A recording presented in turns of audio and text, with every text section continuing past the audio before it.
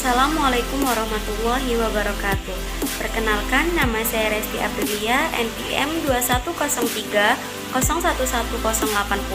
Pada video ini, saya akan menjelaskan materi tentang sejarah pemikiran ekonomi Islam pada masa Khulafaur Rasyidin. Untuk memenuhi tugas sejarah pemikiran ekonomi Islam yang diampu oleh Bapak Muhammad Hanafi Zuardi, SHI, MSI. Untuk yang pertama, saya akan menjelaskan tentang pengertian sejarah pemikiran ekonomi Islam. Ekonomi Islam pada hakikatnya bukanlah sebuah ilmu dari sikap reaksioner terhadap fenomena ekonomi konvensional. Awal keberadaannya sama dengan awal keberadaan Islam di muka bumi ini, karena ekonomi Islam merupakan bagian yang tak terpisahkan dari Islam sebagai sistem hidup. Islam yang diyakini sebagai jalan atau konsep hidup tentu melingkupi ekonomi sebagai salah satu aktivitas hidup manusia. Jadi dapat dikatakan bahwa ekonomi Islam merupakan aktivitas agama atau ibadah kita dalam berekonomi. Yang selanjutnya ada sistem ekonomi masa Rasulullah. Pada masa Rasulullah membuat suatu kebijakan yang disebut dengan kebijakan fiskal. Kebijakan fiskal merupakan kebijakan yang mempengaruhi anggaran pendapatan dan belanja negara atau APBN. Kebijakan fiskal dapat diartikan sebagai langkah pemerintah untuk membuat perubahan-perubahan dalam sistem pajak atau dalam pembelanjaan. Dalam konsep makro disebut dengan government expenditure.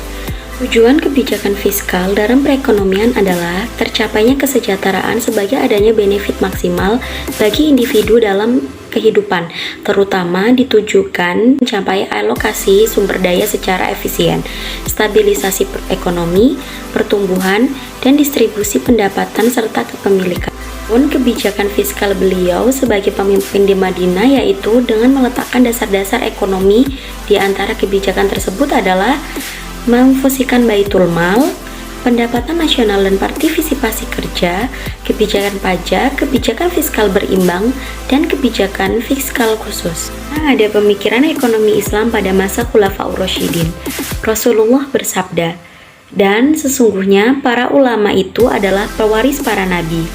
Dan sesungguhnya para nabi itu tidak mewarisi dinar dan tidak juga dirham, tetapi mereka mewarisi ilmu. Maka barang siapa yang mengambilnya, dalam artian mengambil ilmu yang menjadi warisan para nabi, dia telah mengambil bagian yang sangat mewah." Rasulullah wafat, sistem ekonomi Islam dilanjutkan oleh para sahabat Nabi atau para Khulafaur Rasyidin. Yang pertama ada Abu Bakar As-Siddiq pada tahun 11 sampai 13 Hijriah atau 632 sampai 635 Masehi. Setelah wafatnya Rasulullah, Abu Bakar As-Siddiq yang memiliki nama lengkap Abdullah bin Abu Quhafa Al-Tamimi terpilih sebagai Khalifah Islam yang pertama. Abu Bakar As-Siddiq merupakan pemimpin agama sekaligus kepala negara kaum muslimin. Masa pemerintahannya hanya berlangsung selama 2 tahun. Abu Bakar As-Siddiq banyak menghadapi persoalan dalam negeri, kelompok yang murtad, nabi palsu, dan pembangkang zakat. Perang terhadap kemurtadan ini berakhir dan kemenangan berada di tangan Khalifah Abu Bakar. Pemikiran ekonomi yang paling penting dari peristiwa perang melawan kemurtadan ini adalah bahwa Abu Bakar telah mampu membuat prinsip penting dalam perpajakan Islam, yakni menegakkan zakat sebagai sumber pendapatan negara. Pemerintahan Abu Bakar hanya melanjutkan dasar-dasar yang telah dibangun oleh Rasulullah, yaitu zakat, Baitul Mal, sistem penggajian aparat negara, dan pembagian zakat dengan porsi sama. Ada Umar bin Khattab menjabat pada tahun 13 sampai 23 Hijriah atau 634 sampai 644 Masehi. Masa kepemimpinan Umar bin Khattab berlangsung selama 10 tahun. Selama masa itu, Umar bin Khattab banyak melakukan ekspansi hingga wilayah Islam meliputi Jazirah Arab. Sebagai wilayah kekuasaan Romawi, Syria, Palestina, dan Mesir, dan seluruh wilayah kerajaan Persia termasuk Irak, dan pelaksanaan kegiatan ekonomi negara. Setelah melakukan musyawarah dengan para pemuka sahabat, Khalifah Umar bin Khattab memutuskan untuk tidak menghabiskan seluruh harta Baitul Mal sekaligus, tetapi dikeluarkan secara bertahap sesuai dengan kebutuhan yang ada. Bahkan disediakan dana cadangan. Baitul Mal secara tidak langsung berfungsi sebagai pelaksanaan kebijakan fiskal negara Islam, dan khalifah merupakan pihak yang berkuasa penuh terhadap harta Baitul Mal.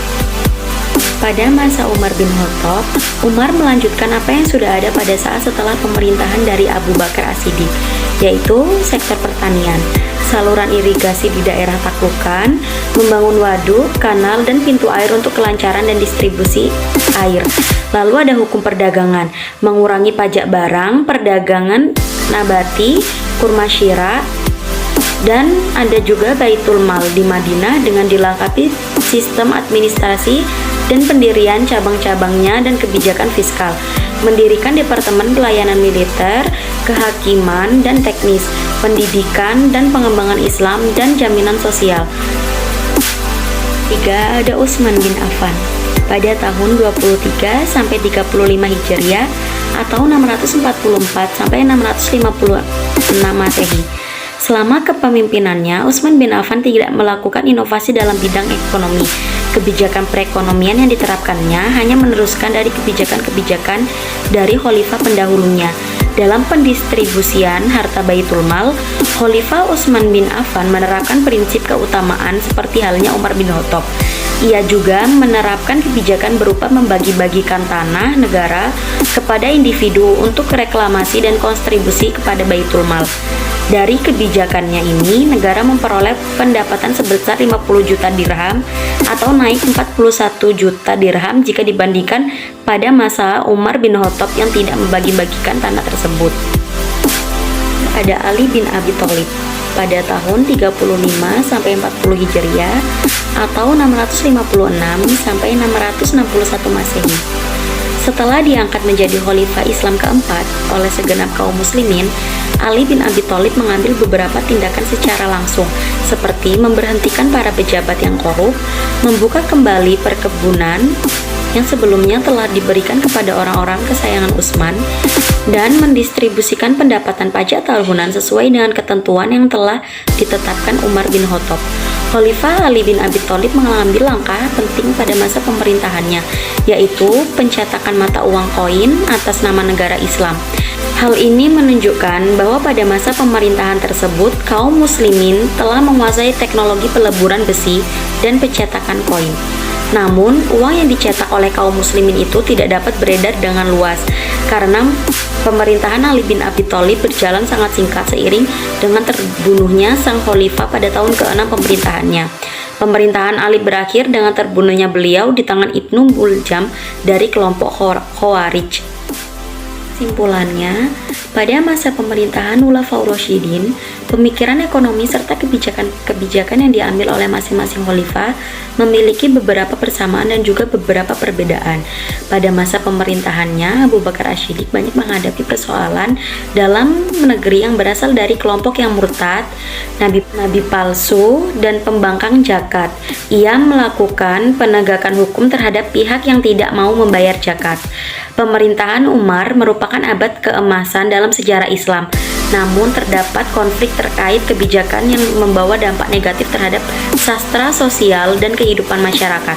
Akan tetapi, Khalifah Umar bin Khattab tewas terbunuh sebelum rencananya untuk mengubah kebijakan tersebut berhasil direalisasikan. Kepemimpinan Utsman bin Affan justru banyak membawa kekecewaan bagi kaum muslimin. Sebaliknya, justru banyak membawa keberuntungan bagi semua keluarganya. Yang banyak terjadi pejabat yang korup. Akhir pemerintahan ini banyak diwarnai kekacauan politik yang berakhir dengan kematian khalifah itu sendiri. Dalam awal pemerintahan selalu mendapatkan perlawanan dari kelompok yang bermusuhan dengannya. Langkah penting yang dilakukan Khalifah Ali bin Abi Thalib pada masa pemerintahannya adalah pencetakan mata uang koin atas nama negara Islam. Pemerintahan Ali berakhir dengan terbunuhnya beliau di tangan Ibnu Muljam dari kelompok Khawarij yang memberontak.